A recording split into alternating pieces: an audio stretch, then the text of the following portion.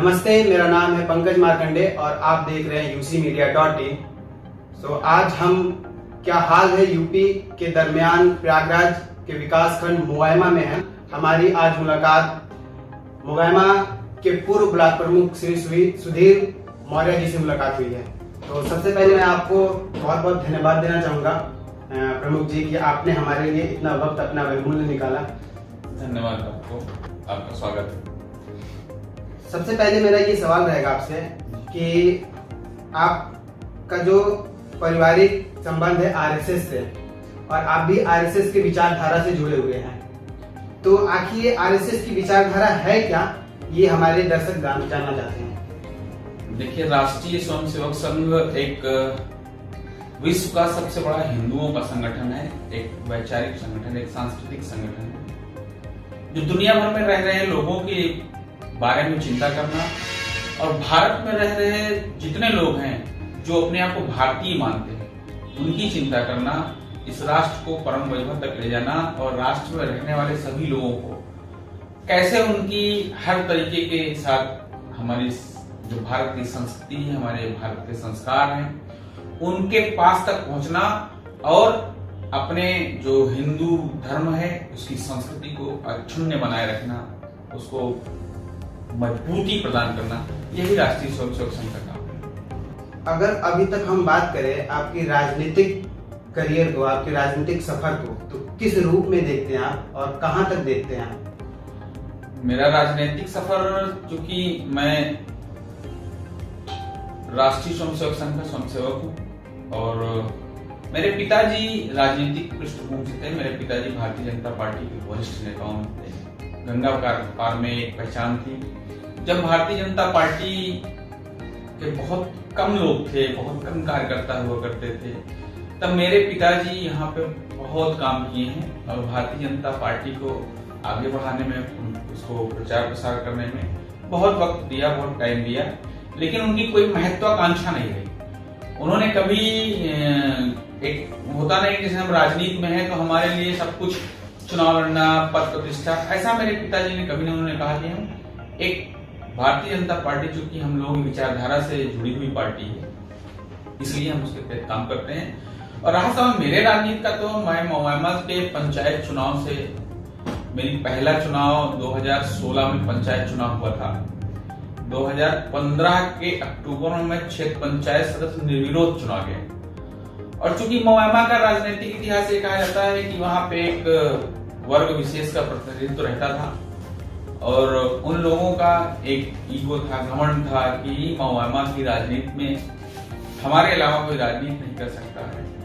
तो उस चुनौती को हम लोगों ने 15 में स्वीकार किया और 16 में मैं मुगैमा से ब्लॉक प्रमुख का समाजवादी पार्टी की सरकार थी।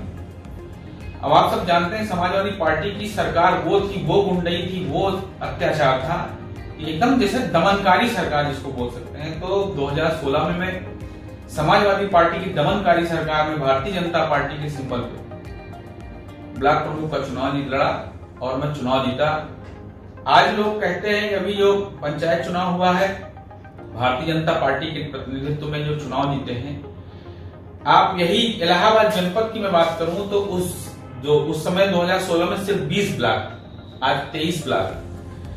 2016 के चुनाव में समाजवादी पार्टी की सरकार की गुंडई से 20 में से 19 ब्लॉक प्रमुख समाजवादी पार्टी ने जबरिया जिता लिए थे। मेरे पीछे भी लगभग 2-2 जिले की पुलिस लगी थी कि मैं चुनाव न लड़ पाऊं, मुझे कैसे परेशान किया जाए। मेरे सदस्यों को उठा ले गए, मारा, पीटा, दौड़ाया, उनके घर वालों को सताया, लेकिन मैं अकेला एक ऐसा पूरे मंडल में था जो भारतीय जनता पार्टी से चुनाव जीता था।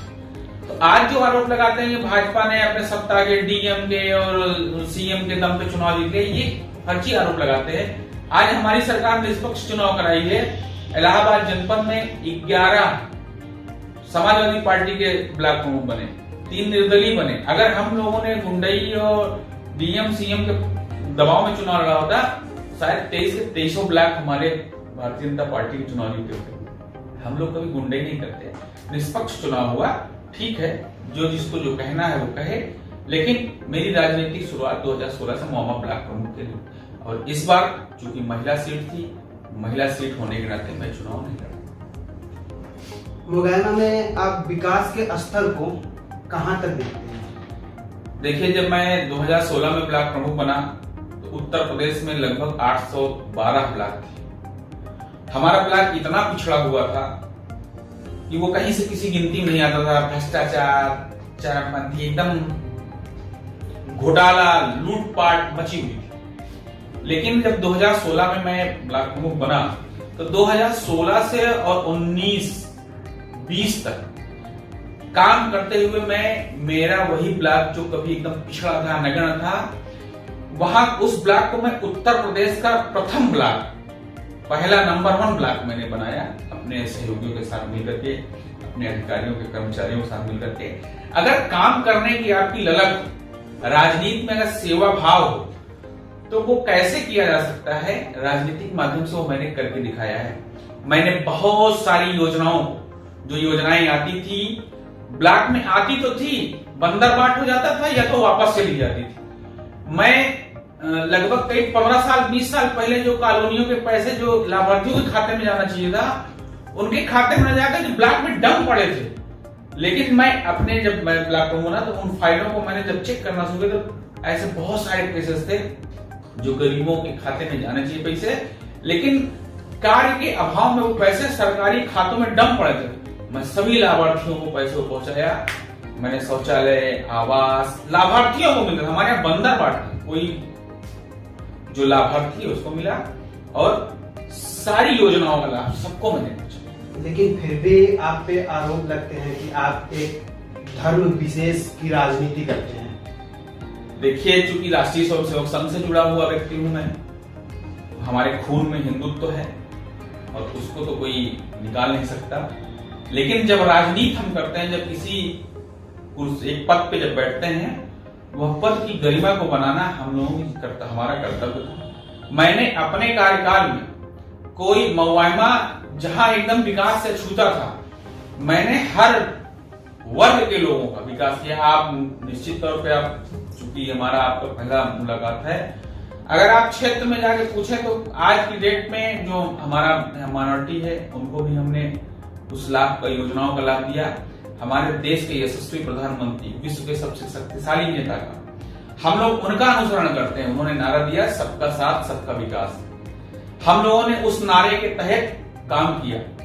क्योंकि जब मैं ब्लॉक प्रमुख बना तो हमारे देश का प्रतिनिधित्व इस देश के यशस्वी प्रधानमंत्री माननीय नरेंद्र मोदी जी कर रहे हैं। तो उनके नेतृत्व को देख करके हम लोगों ने काम करना है, जो सीखा है सबका साथ सबका विकास से। हम लोगों का नारा 2014 से 19 तक का, फिर 19 से हम लोगों का नारा है सबका साथ सबका विकास सबका विश्वास। तो हमने मौआमा में सबका विश्वास भी जीता है। आज लोग वहां कहते हैं जो काम मैंने 5 साल में अपने कार्यकाल में किया है, मैं अपने मुंह से बताऊंगा तो लोगों को ये होगा कि राजनीतिक भाषा बोल रहे हैं। आप मौआमा के धरातल पे जाइए, आपको एहसास होगा कि मैंने जो कार्य किया है वो आज धरातल पे दिखता है। और जो जहां से मैंने छोड़ा था, लोग आज उससे अब पीछे की तरफ जा रहे हैं। उसमें जो विकास की गति थी उसको एकदम बंद कर दिया है। हमारे आने के बाद से वहां हमारे नेम प्लेट को तोड़ा गया। हमने जो विकास योजनाएं कराई उससे मतलब इतना दुर्भावना, मेरे द्वारा कराए गए विकास कार्य से दुर्भावना, मतलब हमने विकास काम किया, अरे इसने तो ये करके दिखाया। वो मैं ये चाहता हूँ कि हमने जो विकास किया उसकी गति को आप और आगे बढ़ाइए, मेरी शुभकामनाएं। लेकिन आप विकास से जिन लोग वंचित मत करिए, मौआमा ब्लॉक को वंचित मत करिए। तो विकास करना हो तो योजनाएं बहुत सारी हैं, सरकारी योजनाएं, और राजनीतिक दृढ़ इच्छा शक्ति बहुत है। जो वर्ग विशेष का आरोप लगता है, ये एक तरीके से निराधार है। मेरे बहुत अच्छे साथी हैं, बहुत अच्छे मित्र हैं। चूंकि मौआमा बाहुल्यता है उनकी, लेकिन उनसे हमने उनके लिए भी काम किया, अपने लोगों के लिए भी काम किया, जो अछूते थे उनके लिए काम किया। यह आरोप बिल्कुल निराधार। जहां तक हम आपको जानते हैं और सोशल मीडिया के जरिए जानने का जो मौका मिलता है, इसमें देखा गया है कि आप ही के समाज से जो बड़े राजनीतिक नेता हैं, वो आपकी राजनीतिक उपेक्षा करते हैं। ठीक, तो इस बात में कितनी सच्चाई है? देखिए, राजनीतिक अपेक्षा का शिकार होना, कौन क्या बोलेगा, मैं एक चीज जानता हूं कि सफलता के दुश्मन थी अगर मगर लेकिन। और आप तब तक आगे नहीं बढ़ सकते जब तक आप यह सोचना नहीं बंद करेंगे कि कौन क्या बोल रहा है, कौन क्या सोच रहा है, कौन क्या कह रहा है। मैंने अपना एक राजनीतिक एम बनाया है कि मैंने राजनीति के माध्यम से मुझे लोगों की सेवा करनी है, क्योंकि अब राजनीति करने का बीड़ा उठाया है। मेरे लोग में जो मेरा होगा वो मेरा विरोध नहीं करेगा। जिसको मेरे कार्य से जलन, जैसे मैंने भी आपको बताया कि मेरे द्वारा कराए गए विकास कार्यों से उनको जलन है, इसलिए मेरा नेम प्लेट तोड़ देते हैं। मेरे द्वारा जितने भी विकास कार्य हैं, हमारे पत्थर लगे हुए थे उसको तोड़ दिया, ये कर दिया, वो कर दिया, लोगों को डराना धमकाना। तो वैसे जो मेरा है वो मेरे बारे में अच्छा सोचेगा, और मेरा कर्तव्य है मैं सबके बारे में अच्छा सोचूं। और जो बड़े नेताओं की बात कर रहे हैं, तो बड़े नेता हैं, जब उनके हो सकता है अभी मैं उनकी सोच के अनुसार मैं न काम कर पा रहा हूं, तो लेकिन मैं अपना अच्छा पूरा सत्कार करने का प्रयत्न करता हूं।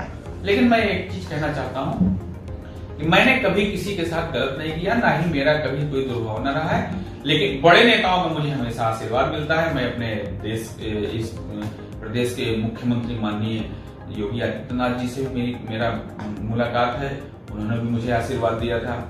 और हम सबसे बड़े अपने अगुआ जो हमारे जिस समाज से मैं आता हूँ, इस प्रदेश में मौर्य समाज की जो एक पहचान राजनीति में है, जिन्होंने पहचान दिलाई, स्वामी प्रसाद मौर्य जी जो हमारे कैबिनेट मंत्री हैं उत्तर प्रदेश सरकार में, उनका हमेशा हमें आशीर्वाद मिलता रहता है। हमेशा वो राजनीति के लिए मुझे प्रेरित करते हैं। तो ऐसा नहीं लगता कि मुझे बड़े नेताओं का साथ नहीं मिलता है। हमारे प्रदेश के यशस्वी प्रदेश अध्यक्ष माननीय स्वतंत्र देव सिंह पटेल जी हैं, बच्चे की तरह मानते हैं, हमेशा राजनीति में आगे बढ़ने का हमेशा वो प्रेरित करते हैं, और समाज सेवा करने का हमें उन्होंने हमेशा अवसर प्रदान किया है। तमाम बहुत सारे नेता हैं जिनके साथ मैंने काम किया है, नाम लेने लगे बहुत टाइम लगेगा, और निश्चित तौर पे। और इस प्रदेश में उप मुख्यमंत्री माननीय केशव प्रसाद मौर्य जी हैं, जिनका भी मुझे सानिध्य हमेशा मिला है।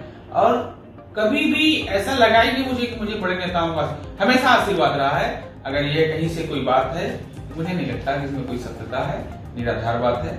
माननीय केशव प्रसाद मौर्य जी ने तो अभी हमसे कुछ दिन पहले ही कहा कि आप राजनीति के क्षेत्र में और आगे बढ़ो, अभी आपको आउस बड़ी पंचायतों में जाकर के प्रतिनिधित्व करना है, और वो सब के लिए काम करना है, क्षेत्र का विकास करना है। राजनीतिक गलियारों से ये सुनने में आया है कि आप समाजवादी पार्टी के चेहरे के तौर पे आ सकते हैं। नहीं, ऐसा तो हो सकता है कोई मेरा बहुत बड़ा शुभचिंतक रहा होगा, उसके मन में ऐसी बात आई होगी। ऐसा कोई दूर दूर तक कुछ है नहीं। लेकिन राजनीति है ना, वो राजनीति में कहते हैं ना कि सभी दरवाजे खुले रहते हैं, तो मेरा भी एक ही दरवाजा खुला हुआ है, भारतीय जनता पार्टी, जिसके तहत मैं कार्य कर रहा हूँ। और मेरी इच्छा यही है कि जैसे माननीय बाबू कल्याण सिंह जी को हम लोग याद करते हैं, तो उन्होंने हम लोगों कार्यकर्ताओं को एक नारा दिया था कि भाजपा के लिए, भाजपा हमारे लिए, पहले तो हमारी भारत भूमि मेरी माँ है, लेकिन फिर हम भारतीय जनता पार्टी को अपनी कर्म भूमि मानते हुए, जो हम भारतीय राजनीति के रूप में कर्म भूमि, जो कर्म भूमि मेरी मातृभूमि, तो मेरे अगर उन्होंने कहा था कि मैं भारतीय जनता पार्टी में काम करते करते मेरे मरने के बाद अगर मेरी अर्थी भी उठे तो भाजपा के झंडे में लिपट के उठे। तो अभी तक तो ऐसी ही भावना है, अभी कहीं से कोई ऐसा कुछ दूर दूर तक कोई और छोड़ नहीं है। तो मैं इन सब बातों पे नहीं आता, लेकिन ये है कि भारतीय जनता पार्टी ही एक ऐसी पार्टी है जिसमें सबको बनने का अवसर मिलता है। यहाँ व्यक्ति विशेष नहीं है। तो भारतीय जनता पार्टी में कार्य करने का जो हमारा अनुभव है, और चूंकि मातृ संस्था हमारे राष्ट्रीय स्वयंसेवक संघ है, तो हम लोग मातृभूमि मेरे लिए सबसे सर्वोपरि है। और हमारे प्रदेश अध्यक्ष माननीय स्वतंत्र देव सिंह ने मुझे तो विशेष तौर पे बात कही थी, तो 4 चीजों को उन्होंने मुझे कहा था, इसका अनुसरण करना, कभी आप पीछे मुड़ के नहीं देखोगे। कार्यकर्ताओं के लिए उन्होंने एक मंत्र दिया था, सर पे पत्थर, सर पे जो है पत्थर का ऐसा बर्फ का पत्थर, सर पे पत्थर, मुंह में शक्कर, सीने में आग और पैरों में चक्कर। ये 4 मंत्र याद कर लेना, कभी पीछे मुड़ के नहीं देखोगे। निश्चित तौर पर यह जो मंत्र है, राजनीति में अगर आपको काम करना है, तो जो भी जिसको भी काम करना है, ये 4 मंत्र याद कर लेगा, कभी पीछे मुड़ नहीं देगा। क्या आपको लगता है कि आपकी पार्टी इस बार भी पूर्ण बहुमत से सरकार बना पाएगी? निश्चित तौर पर, कहीं कोई शक नहीं, कोई संदेह नहीं। देखिए, हम सबका नारा है कि सबका साथ, सबका विकास, सबका विश्वास। और आप जानते हैं कि उत्तर प्रदेश में समाजवादी पार्टी की सरकार में बहन बेटियों का चलना दुष्पार। तमाम ऐसे उदाहरण है, बहुत सारे दिक्कतें, बहुत सारे कर्म हुए, बहुत सारे झंझावट झेले, और इन 5 सालों में उत्तर प्रदेश विकास के पथ पर जिस तरीके से अग्रसरित हुआ है, जिस तरीके से अपराधी, गुंडे, माफिया गले में तख्ती टांग के घूम रहे हैं कि मैं अब अपराध नहीं करूंगा, मुझे बख्श दीजिए, मुझे माफ कर दीजिए। और तमाम जो ऐसे अपराधी, जो माफिया टाइप के लोग थे, जो गरीबों की जमीनों पे कब्जा करना, तमाम धमका के रंगदारी वसूलना, पैसे हड़पना, वो लोग या तो जेल में हैं, और जो जेल में नहीं है उन्होंने प्रदेश छोड़ दिया है।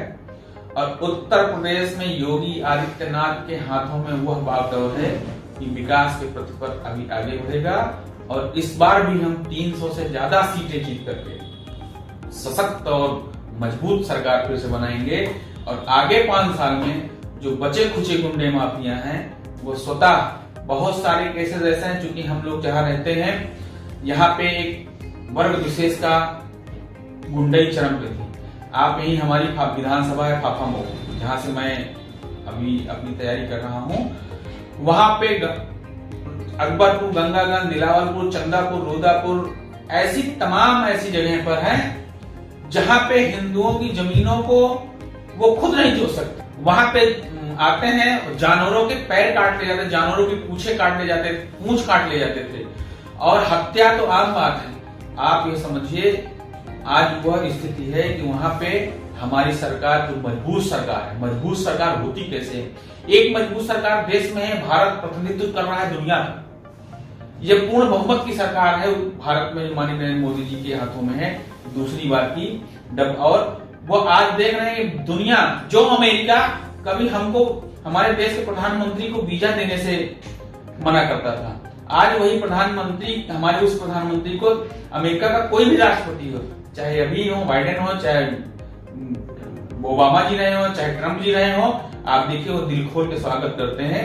हम लोग कहते थे कि वही अमेरिका था तो कहता था, हमारे प्रधानमंत्री को मना करता था कि हम आपको वीजा नहीं देंगे, और आज वही पूरा अमेरिका कहता है माननीय मोदी जी आप आइए हमारे यहाँ पिज्जा खा के दीजिए, हम वीजा की बात छोड़ दीजिए। तो यह देश सशक्त हाथों में है, और उसी तरीके से हमारे उत्तर प्रदेश की सरकार है, वो पूर्ण बहुमत की सरकार है, सशक्त सरकार है। निश्चित तौर पर आप विश्वास रखिए। मैं एक बात और कहना चाहता हूँ, विश्वास रखो तुम मोदी पर, वह नवयुग का निर्माता है, ऐसा नेता इस धरती पर एक ही बार आता है। उसी तरीके से मैं उत्तर प्रदेश के अपने यशस्वी मुख्यमंत्री के लिए बोलता हूँ कि विश्वास रखो तुम योगी पर, वह यूपी का निर्माता है, ऐसा नेता उत्तर प्रदेश में एक ही बार आता है। इसलिए निश्चित तौर पर आप निश्चिंत रहिए, हमारी भारतीय जनता पार्टी की सरकार पूर्ण बहुमत की सरकार बन जाए। आज की राजनीतिक सफर को देखा जाए तो युवाओं की क्या भूमिका होगी और कहां तक होगी, आपका क्या कहना है? देखिए, राजनीति में युवाओं का भागीदारी होना बहुत अच्छी बात भी और बहुत जरूरी है। आज आप कांग्रेस का हाल दे सकते हैं, कांग्रेस में जितने पुराने नेता बूढ़े हो गए, अब कांग्रेस का प्रतिनिधित्व करने वाला कोई नहीं बचा। आज उनके यहाँ राष्ट्रीय अध्यक्ष कौन बने, इसके लिए 3 साल लग जाते हैं। आप समझिए कि राहुल गांधी जी के नेतृत्व में 2014 का चुनाव लड़ा गया, लोकसभा का कांग्रेस ने लड़ा। उस यूपीए की चेयरमैन पर्सन सोनिया गांधी जी, उनकी भी उम्र लगभग हमारे यहाँ जो बुजुर्ग दादी वादी होती है उस उम्र की उनकी भी। और कांग्रेस में जितने भी नेता हैं जो अपने आप को सोचते हैं कि हम सरकार, हमारी वजह से कांग्रेस चलती है, वो एक जिसे फ्यूज बल्बों की झालर होती है वो है। उन्होंने नौजवानों को आगे बढ़ने नहीं दिया। ज्योतिरादित्य सिंधिया, सचिन पायलट, राहुल गांधी खुद जब 2004 से और 2009 तक सरकार रही मनमोहन सिंह जी, माननीय कांग्रेस की सरकार थी, मनमोहन जी प्रधानमंत्री जी थे हमारे देश के। फिर 2009 से 14 की जब सरकार बनी तो लोगों ने कहा कि राहुल गांधी को प्रधानमंत्री बना दीजिए, तो लोगों ने कहा ये पप्पू है, ये कैसे देश चलाएगा। तो युवाओं को कांग्रेस ने पप्पू मान लिया। युवा नेतृत्व को अगर शायद मैं आज कह सकता हूं, अगर 2009 से 2014 में राहुल गांधी जी को प्रधानमंत्री बनाया होता कांग्रेस ने, तो शायद आज उनके यहाँ नेतृत्व की कमी न होती, आज वह एक सशक्त मजबूत नेता तैयार की। लेकिन युवाओं को आप आगे नहीं बढ़ने देंगे, तो राजनीति में वो कांग्रेस द्वंद्व झेल रही है कि अगर हमने नेता ही नहीं पैदा किया युवा नेता, और जो पैदा भी किया बड़े नेता हैं उनको खत्म करते जा रहे हैं। आज राहुल गांधी हाशिए पे, सचिन पायलट हाशिए पे हैं, ज्योतिरादित्य सिंधिया जी आप जान ही रहे हैं, ऐसे तमाम नेता हैं। तो मैं आज और युवाओं की राजनीति में भागीदारी, अब आप बताइए, अगर हमारी सेना है, जो सेना में युवा रहता है, जो युवा वही सीमा देश सैनिक या लड़ाई करता है। जो हमारा किसान है, युवा है, जो युवा किसान है, वो देखिए कैसे नए नए आयाम स्थापित करता है, जैविक खेती, तमाम तरीके की खेती करना, वो अपना युवा जोश और बुजुर्गों का साथ तब मिलकर बनता है मजबूत साथ। तो युवाओं की भागीदारी भारतीय राजनीति में बहुत अहम है और युवा आएगा, आगे आएगा। सभी लोग कहते हैं राजनीति बहुत बुरी चीज है, सब कहते हैं राजनीति गंदी चीज है, कि कोई अपने बच्चे को नहीं भेजना चाहता। आप चाहते हैं सब कुछ अच्छा हो, लेकिन अच्छे लोगों को राजनीति में नहीं भेजेंगे तो राजनीति अच्छी कैसे होगी। अब हमारी भारतीय जनता पार्टी की सरकार में आप देखेंगे तो युवा भरे पड़े हैं। आप केंद्र के कैबिनेट को उठा के देखिए, प्रदेश के कैबिनेट को उठा के देखिए, युवाओं की संख्या कितनी ज्यादा है। तो हमने सबका साथ, सबका विकास, सबका विश्वास और युवा को मजबूत करना, पढ़ेगा युवा तभी तो हमारा देश आगे बढ़ेगा। अंतिम सवाल आपसे, जैसे आपने कहा कि उत्तर प्रदेश के उप मुख्यमंत्री जी ने आपसे कहा था कि आपके लिए कुछ नया होगा, वो नया क्या होगा, बस ये बता दीजिए। देखिए, हम लोग तो वो जिस पार्टी के कार्यकर्ता हैं, जिस संगठन के कार्यकर्ता हैं, हम वहां से मिले आदेशों का पालन करते हैं। हम लोगों को कोई एक आयाम दिया गया कि आपको यह काम करना है, तो हम लोग उस काम में जुट जाते हैं। एक हम लोगों को वहां से निर्देश मिलता है, हमें निर्देश मिला कि आपको यहाँ काम करना है, हम वहां चल दिए। हमारा झोला बैग अटैची तैयार, जैसे माननीय प्रधानमंत्री जी ने कहा, हम तो झोला लेके आए थे, हमको लूट खसोट तो करना नहीं है, हम झोला लेके आए थे, झोला लेके चले जाएंगे। उसी तरीके से हम लोगों का झोला बैग अटैची तैयार रहता है। संगठन का जो निर्णय होगा, जहाँ काम करना होगा, जो हमारे बड़े नेता आदेश देंगे, वहां हम लोग पहुंच जाते हैं काम करने के लिए। तो माननीय बड़े नेताओं ने, माननीय जी का आदेश अगर मिलेगा, जो काम करने के लिए कहेंगे हम वो काम करेंगे। माननीय जी का आदेश मिलेगा कि आप यहाँ जाके संगठन को मजबूत करेंगे, वो संगठन को मजबूत बनाने में आगे लगेंगे। हमें निर्देश मिलेगा, नहीं आपको यहाँ पे ये काम करना है, यहाँ चुनाव लड़ना है, हम वहाँ चुनाव लड़ने के लिए तैयार है। तो यहाँ कोई बहुत तैयारी करने, हम लोग तैयार है, तैयारी नहीं करनी, तैयार है। निर्देश की जरूरत, हम लोग निर्देशों का पालन करने के लिए अक्षर सा तैयार रहते हैं और जो भी निर्देश मिलता है, जो भी कार्य मिलता है, उसे पूरी जिम्मेदारी पूर्वक उसको पूरा करते हैं। एक हमारे यहाँ पंडित अटल बिहारी वाजपेयी जी का कविता है कि हार नहीं मानूंगा, रार नहीं ठानूंगा, काल के कपाल पे लिखता हूँ मैं मिटाता हूँ, मैं गीत नया गाता हूँ, मैं गीत नया गाता हूँ, मैं गीत नया गाता हूँ। तो भारतीय जनता पार्टी का एक एक कार्यकर्ता, एक एक सिपाही नया गीत, नए जोश, नए आयाम के साथ हमेशा तैयार है। जैसे कि आपने देखा, आज हमारी बात मुवैमा के पूर्व ब्लॉक प्रमुख श्री सुधीर मौर्य जी से हुई। फिर मिलेंगे अगली बार किसी और शख्स के साथ। तब तक के लिए नमस्कार।